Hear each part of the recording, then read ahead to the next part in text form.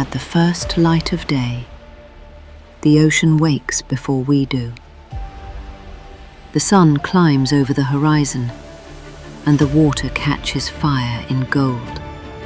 Long before any of us were here to see it, the earth was at work, raising mountains, breaking continents, letting the seas carve their own signature into the edges of the world. Wave after wave, storm after storm, it shaped these coasts, smoothed stone into curves, split cliffs into hidden coves.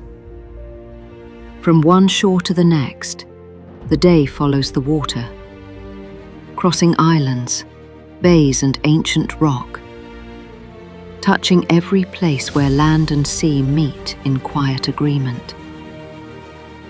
And as the sun begins to fall, the ocean holds the last light of the day like a memory it refuses to let go.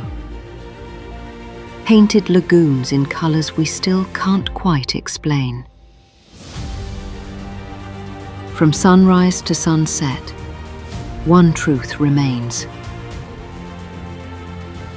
The earth didn't just create these coastlines.